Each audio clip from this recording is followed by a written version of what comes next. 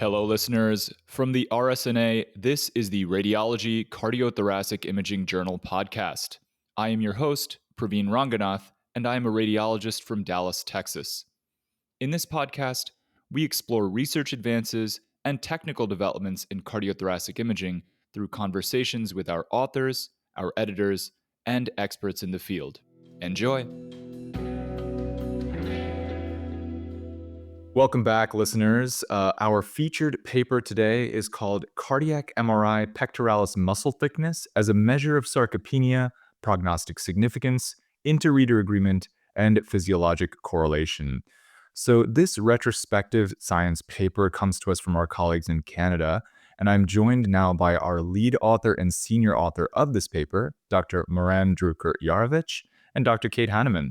Moran and Kate, thank you so much for joining. Moran, why don't we start with some quick introductions? Could you tell us a little bit about yourself, where you're practicing, and what your academic areas of interest are?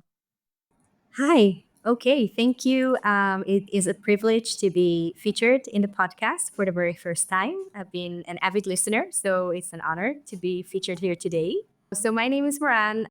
I've recently completed my fellowship in cardiothoracic imaging and abdominal imaging, both done at UHN, affiliated with the University of Toronto in Toronto, Canada. And I've recently started new staff position at Jarovinsky Hospital, affiliated with McMaster University, also in Ontario, Canada. And my fields of interest are, what I was trained at, so cardiothoracic imaging and abdominal imaging, which is what I do today as well. Excellent. Thank you for joining, Moran. And of course, thank you for the contribution to the paper and science in general. You have had overlap with Dr. Hanneman through your fellowship, I understand. So let's introduce Kate now. Kate, you're a veteran to the podcast, but for new listeners, why don't you introduce yourself and talk about where you're practicing as well as your areas of interest? Thanks so much for having us, Praveen. It's always a joy to be on the podcast, and it's so lovely to see Moran. I haven't seen her on video even since she finished her fellowship. So I practice as a cardiothoracic radiologist at the University of Toronto, mostly at Toronto General Hospital. And my interests, of course, focus a lot on the use of cardiac MRI as well as cardiac CT with respect to outcomes. Mostly, I have a background in epidemiology. And more recently, I've been really interested in sustainability. And while that link to this paper might be a bit tangential, I do think it's relevant as we think about leveraging information that's on imaging in terms of opportunistic screening and so forth. So I'm really happy to be here today. And thank you again for the invitation. Of course. Thank you, Kate. Thank you, Moran. I think that dovetails nicely into the meat of the conversation now, which is about the paper that y'all have published regarding cardiac MR metrics of sarcopenia, I think is a general way of describing what was studied here. Before we dive into the methodology of the study, maybe we can talk about why we investigated this all together. So from my understanding, this is a retrospective cohort study, and it uses a somewhat interesting measure of sarcopenia and pectoralis muscle thickness. I personally don't have much familiarity with this space. So could you talk us through, as investigators, why y'all decided to study this and perhaps how pectoralis muscle thickness relates to ideas behind sarcopenia? So, for me, in the past couple of years, I've been really interested and intrigued by the concept of opportunistic screening or opportunistic imaging. And to those who are maybe less familiar with the concept, we mean basically leveraging or utilizing existing imaging data in order to identify any disease processes that potentially can lead to improved patients' outcomes. And it has been investigated in various imaging modalities, with most of the studies focusing on computed tomography. And it is amazing because, in the data exists in the various imaging scans that we do, aside from, telling what the patient's acute diagnosis is and recommending any future studies, there is a lot of hidden data that is not accounted for. And the reason we don't account for that is first, we still lack a lot of large scale studies and information about the validation of these findings. And for some of them, we're not sure what would be their contribution. But there has been several aspects that have been investigated quite thoroughly. For example, calcification of the abdominal aorta, which was shown to be correlating quite nicely with coronary calcium score. the subcutaneous to visceral abdominal fat ratio, bone density, and the latest one, and for me, the most interesting one, would have been sarcopenia. We know that sarcopenia, which is progressive loss of skeletal muscle strength and is a major component of frailty, we know that it relates to adverse health outcomes, including overall survival, increase of falls, insufficiency, fractures, and prolonged time of hospitalization. But it is a very evasive component to measure. And we would like to try and track these patients that suffer from sarcopenia because we can offer them therapeutic options in order to improve sarcopenia or alleviate that. This could include exercise-based rehabilitation. It could include some dietary supplementation. But first, we need to identify these patients. However, despite the fact that we know sarcopenia can lead to adverse events, it's still quite challenging in the clinical practice to identify that. And throughout the years, there have been a lot of clinical questionnaires, different tests, such as the hand grip test. There has been methods trying to utilize the DXA in order to assess for sarcopenia.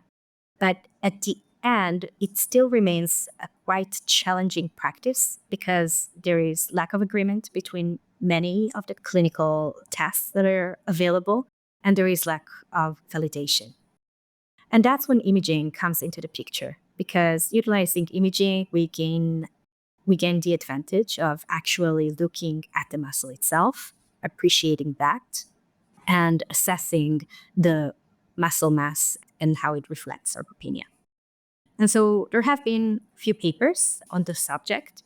Most of them were done as part of abdominal CT, investigating sarcopenia. Some of them has actually already been incorporated to some consensus guidelines, and they've mainly been focusing on the psoas muscle. And when investigated in various populations, it has been shown that CT parameters of reduced muscle mass or sarcopenia correlate with adverse outcomes in cancer patients undergoing chemotherapy, liver cirrhotic patients undergoing various treatments, and even patients that are undergoing acute laparotomy. Once these patients have sarcopenia, they have worse outcomes. When it comes to cardiac imaging, we thought, how can we utilize what we have in order to investigate sarcopenia and its relations to adverse event? And there has been few publications on the matter. Again, most of them were done appreciating sarcopenia utilizing CT, and most were focused on the population of patients with heart failure. Another concept we wanted to investigate was how can we broaden the definition, or how can we try and assess sarcopenia in different modalities and in different populations. And we thought mainly about patients who are suspected to have or have cardiomyopathy. This subgroup of patients more often than not undergo cardiac MRI as opposed to a CT. And a second problem we wanted to tackle was that most of the previous studies used designated softwares and elaborating tools in order to assess muscle attenuation in CT or to measure muscle area. And we wanted to check, could we use a simpler method in order to assess sarcopenia that would be valid, that would correlate with outcomes and clinical parameters, and that would be easy to use and would be readily to use in every commercial packs and with any vendor of MRI. To make a long story short, this is how we came up with the concept of the current research. And that was to look into a group of patients with suspected cardiomyopathy undergoing cardiac MRI, trying to evaluate measurements of sarcopenia. We chose to use the pectoralis major muscle because it is a large muscle. It's very easy to detect. It's very easy to measure. And it has been shown in prior studies, again, mainly with CT, but it has been shown that it correlates with adverse events. So we targeted this particular muscle, and we wanted to assess, because we're using MRI rather than a CT, if we can simplify the method to a simple measurement of thickness, which is very easy to grasp, very reproducible, and see if it had any correlation with adverse event. Moran, so elegantly summarized. And for a clinical imager like myself, I resonate so much with the idea that there's a tremendous amount of opportunistic information we can get from these scans, but we're so busy that it's hard to be able to capture those imaging data that may be helpful for guiding the management of our patients, particularly our aging patient population. You've described how some of the literature discusses more CT-based techniques, and this is somewhat unique in that we're utilizing cardiac MR done as part of clinical care for our patients with the suspected or confirmed cardiomyopathy. You've described what seems to be a relatively straightforward method of measuring the pectoralis muscle. Out of curiosity, is it possible to just subjectively see one of these pectoralis muscles and say that's a thin one or that's a good one? Or can we, like, as humans, without a quantitative technique or semi-quantitative, tell when it's a good or a bad muscle thickness? So the answer is both yes and no. As for the yes part, yes. I think at the edges, it is easy to tell if a patient has a very reduced muscle mass and the pectoralis muscle will be very, very thin. Yeah, then yes, of course, you can just look at that and say, okay, this patient does not have any muscle mass whatsoever. And on the other hand, if you look at an MRI of a healthy weightlifter man and you would see this very robust pectoralis muscles, you would say, okay, I would assume this person does not have sarcopenia. The problem is that most individuals fall somewhere in between. And it's very difficult to say which one of these people does have underlying sarcopenia or not. And that's why we need not only a simplified way to measure muscle mass, but we also need designated cutoffs for different populations. The population that we focused on in our study was the differences between females and males, because we know there is difference in muscle mass, even in health individuals between males and females. And it's important to acknowledge that. And it's important to, when we assess sarcopenia, to assess cutoff points to what is normal and what is abnormal. And we wanted to look at muscle mass as an added value to all the other things we know from CT. And I think one of the examples that we highlighted in our study, in one of the images, we gave an example of two individuals. They're about the same age. They have the same disease. They have the same left ventricular ejection fraction, and they have the same LGE pattern. How can we tell from these two individuals who is in a more danger or increased risk of developing major adverse cardiovascular events? And that's where the assessment of sarcopenia steps in. The person with reduced muscle mass or the person that would be below our cutoff would actually have increased risk of developing major adverse cardiovascular events. Perfect, Moran. I want to bring Kate in now to help flesh out the methodology of the study itself, because I think we've set the framework really nicely. Kate, could you help us understand what y'all were looking at and what the patient population was, and then we can dive into the results after that? Absolutely. And I agree with everything Moran said. And Moran might not actually know that the initial seed for the study really started even before her fellowship. As with many, I think great research topics or questions, it really came up organically. So I was sitting with one of the heart failure doctors who's an author on the study I work with. And she mentioned, this study that had been done by one of her heart failure colleagues in the US, as Moran said, focused on CT, and said, like, is this a thing? Like, can you tell us this in your reports? And the answer to get to your most recent question is, of course, we see the chest wall. We see it on almost all of our imaging, some sort of measure of body composition. But how many of us report that? How many of us even comment? Even if we've kind of like taken that in and maybe it's part of our assessment, okay, we can see this is a frail older woman on the images, of course, on our axial localizers. Or as Matt said, this is, like someone who's clearly lifting weights or so forth, right? So absolutely, but like it just really hasn't been part of what we put into our report. And of course, clinicians at the extremes, as Moran said, can see that when they see the patient in front of them. But now in the era of medicine, where we're seeing patients being seen even for heart failure virtually, for example, and so forth, maybe we have less of those interactions where that kind of information on body composition and frailty is lacking. So that was really kind of like, for me, like seed planted a long time ago. And then we started thinking, well, how can we integrate this into our clinical practice in a way that's like really practical? Because Moran said some of the pair studies have done really complex analysis, even radiomics and things that require specialized tools. And that's fantastic. Of course, I do think there's lots of information we could extract beyond just a simple measurement. But if a simple measurement gives us the answer we need or gets us part of the way there, and people could do it in a couple seconds with right on their PAC system without having to load the images somewhere else, that might add clinical value.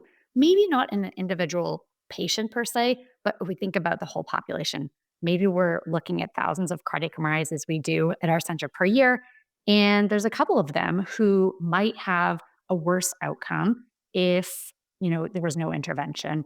And there is interventions that can help with sarcopenia, diet, and exercise rehab. And so, it's a problem that is actually important to identify because there is actually something that could be done, and those types of situations are available. So that was really the genesis of it. And rather than saying, well, let's look at this in kind of a prospective way and recruit patients and so forth, we have such a large cardiac MRI volume. We thought this population of patients was important, and I just want to acknowledge that these patients have different underlying diseases, and so of course we adjusted for that, recognizing that their clinical trajectory would be important and potentially very relevant. Of course, there's also differences in body composition between men and women. And so we did a sex-specific analysis, and I think that's really important as well. So that was really part of it. And part of this conversation with Yaz, our heart failure doctor, and one of my great friends is, really wanting to understand, okay, well, not only maybe can we think of something simple that we could do on the images that these patients are already having, but how does this relate to their physiology? And that's where the cardiopulmonary exercise testing came in. And so we thought, well, it'd be really interesting if we can try to understand how did these relate? Because that's a test that these patients would have if, for example, they were going to be considered for advanced therapies, but it's really expensive. It's a lot of time for the patient. And not to say that this would replace it, but maybe we can try to understand who really needs that test or so forth. So again, that is future steps. We're not there with our current study, but that was all kind of like what was jumbling around in my head when Moran and I got started on this. Awesome. Okay, very cool. I think that the lens into why this was needed is super clear, not only at your institution specifically, but for all of population medicine, population health in general. So awesome. From what I understand, it was about 2 years worth of patient data that were collected and a little more than 1,000 patients. Is that right? Could you talk to us then about what the results were from these 1,000 plus cardiac MRs? Were the majority of them normal or abnormal? And if so, what sort of adverse events did we see in this population downstream? And what correlation did y'all identify between pectoralis muscle thickness and those adverse events? So, yeah, so we did look at overall 1,045 patients. Overall, the mean age was about 50 years of age.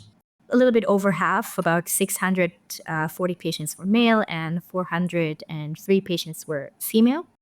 We had interval median follow-up for all of them of approximately 3 years, and patients that did not had follow-up in our institution were excluded from the study population.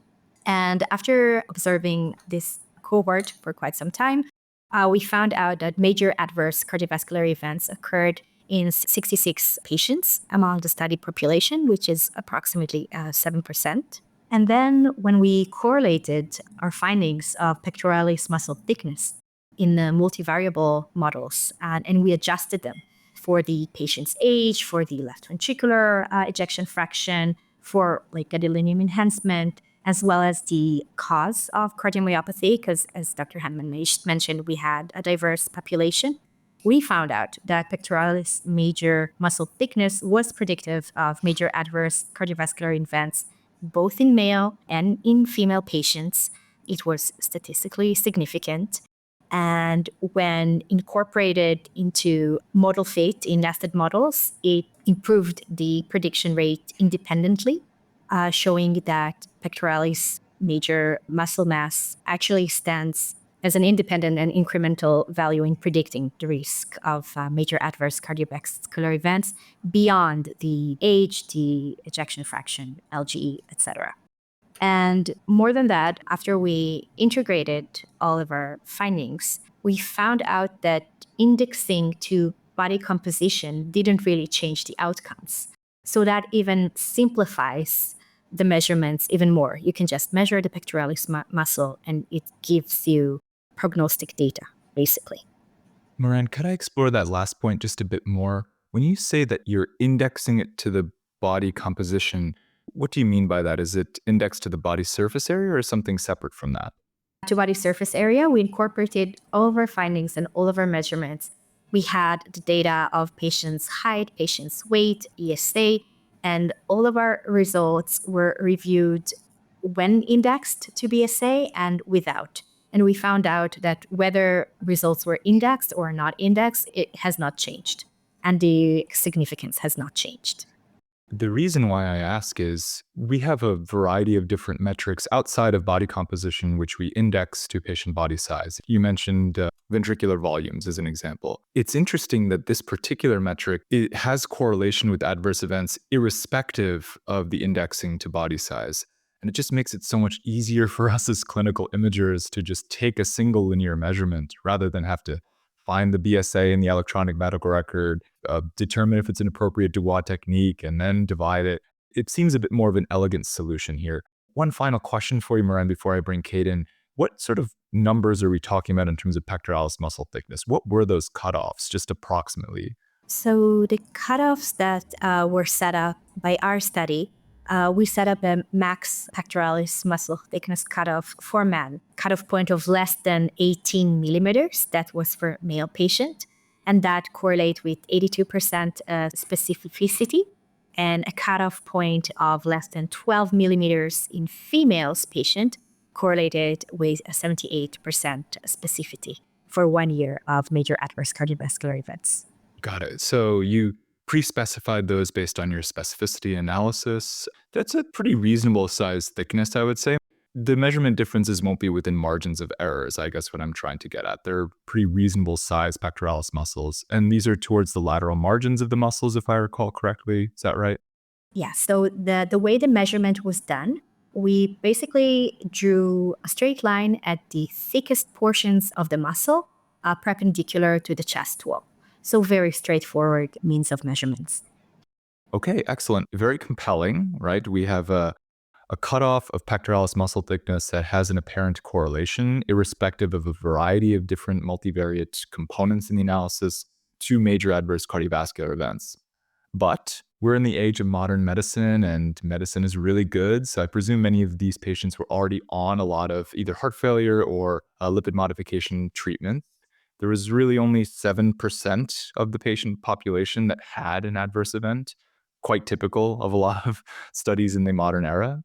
Kate, do you think that that 7% event rate is enough to make a conclusion like the one we're making about pectoralis muscle thickness?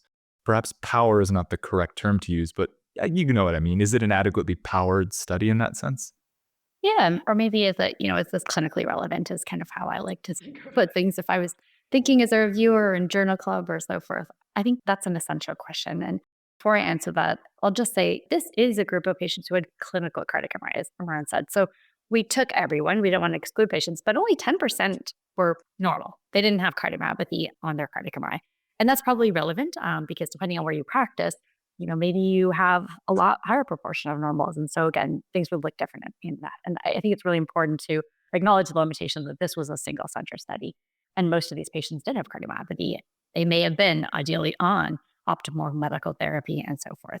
And while we do have their cardiovascular risk factors, we didn't look at adjusting for optimal medical therapy, for example. So I think this question is really important. One, there's a limited number of events. As you said, probably not unexpected in the era of current medicine where patients are followed at an advanced cardiac center.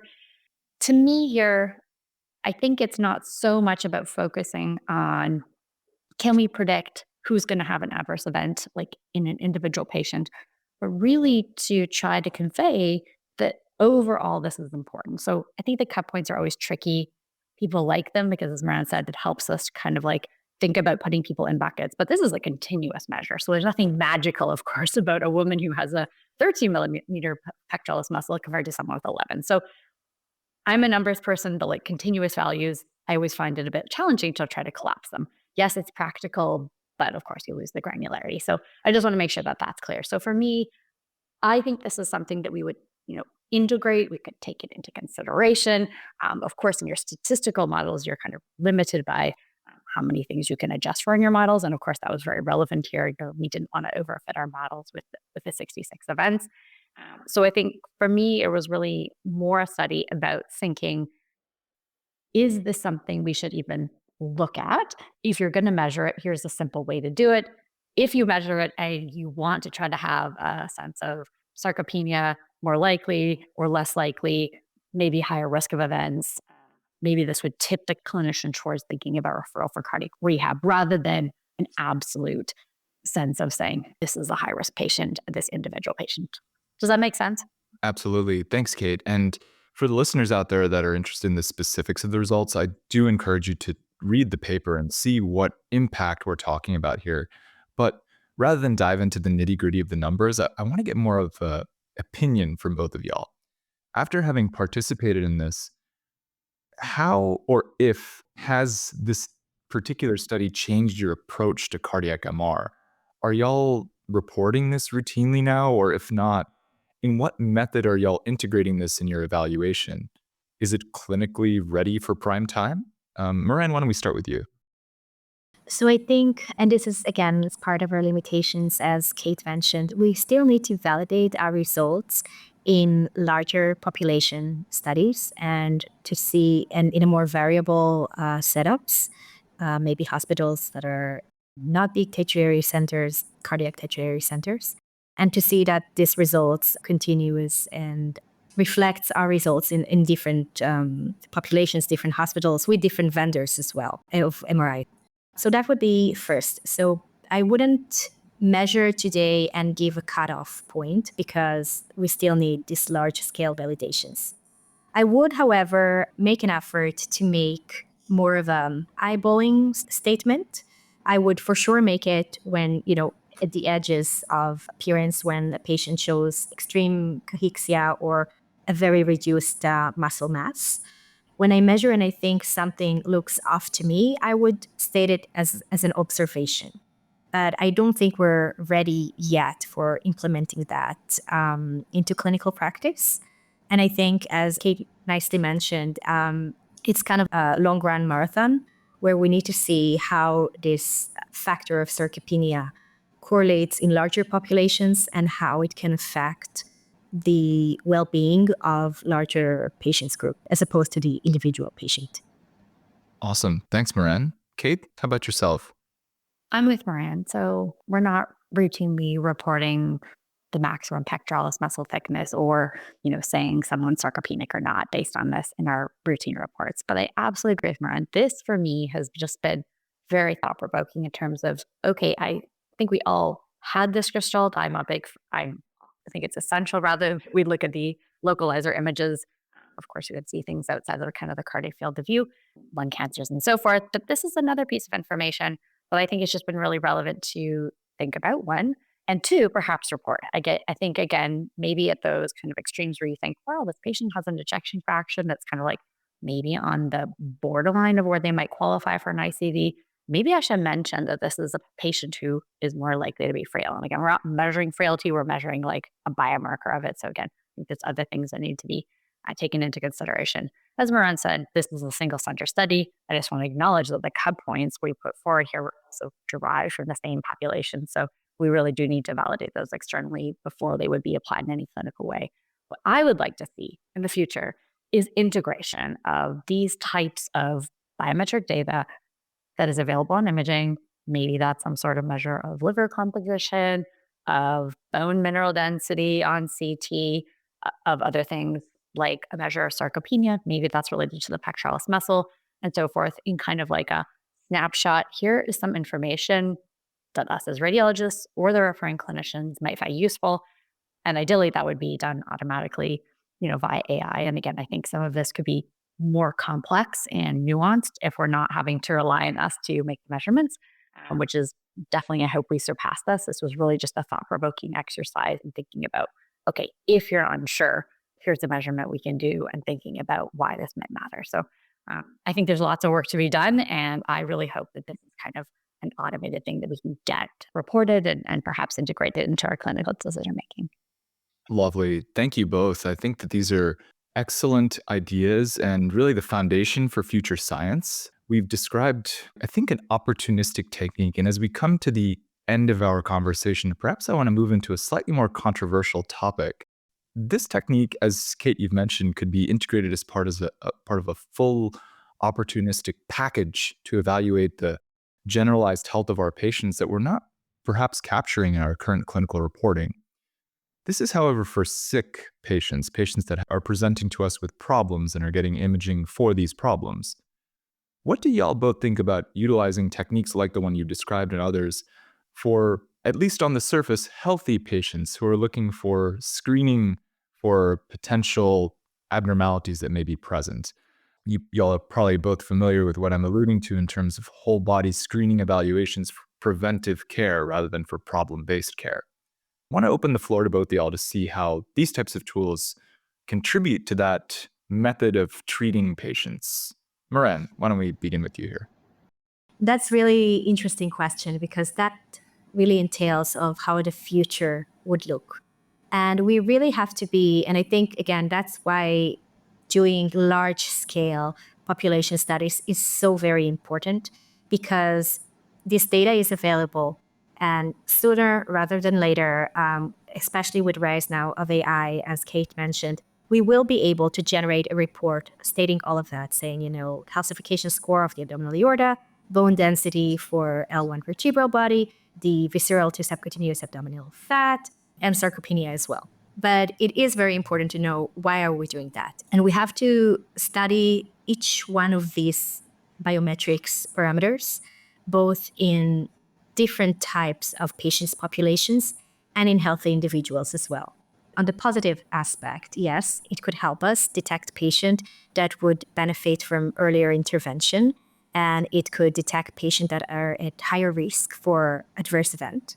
On the other hand, we don't want, a patient that's having a CT, to discover acute appendicitis to be labeled now as patient with increased cardiovascular risk or patient with increased risk of insufficiency fractures, and maybe then deprive them from health benefits, health insurance, possible job perspective, etc.